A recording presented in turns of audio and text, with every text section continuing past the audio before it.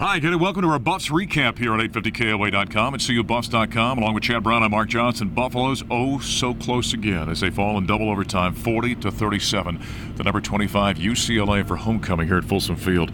Close but no cigar again. Yeah, once again, close but no cigar. It's got to be very frustrating for these Buffalo players, these coaches, to be so close but not actually get the W.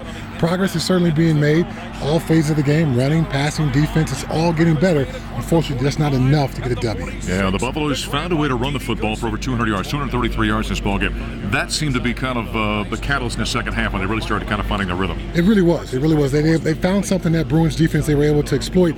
They tried a number of different running backs. All the guys had some success. I think it'll be something to build on, to watch for as the season progresses. Colorado found themselves in a 17-0 hole early. Okay, so for the second week in a row, they find themselves in a hole they got to fight back from.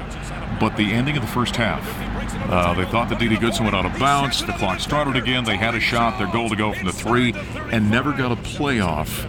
Now, you figure in that situation, if they get a touchdown, great. If not, a field goal might have won this game at the end of the game. Little things become big things in this game, don't they? Absolutely, and you usually don't say one play makes a difference, but that miscommunication or whatever you want to title it with, that was a difference at the end of this ball game. At least a field goal there would have been enough for the Buffs to get the win. You know, Chad said something during our postgame. He said, as a former player, he said, it makes me proud to watch this team. What did you mean by that? These guys fight every single play. They've come up and shown up every week except for last week against USC. But the fight, play in, play out, all throughout the game, it's always very impressive to watch.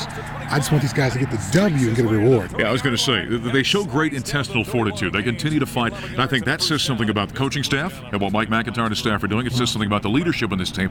But eventually, you need something tangible. You got to hold something in your hand. That W is important to this You really team. do, and I give the coaching staff a lot of credit there, because it's a delicate line to toe all the time. You want to motivate and push your players. At the same time, you don't want to beat down on them because they haven't had the reward of a victory.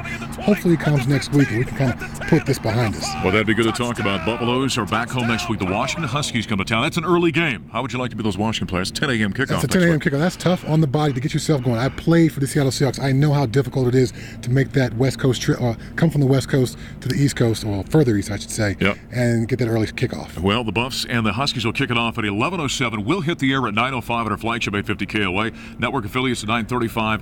And then Chad Brown, Cammie Carbonate, yours truly with the kickoff.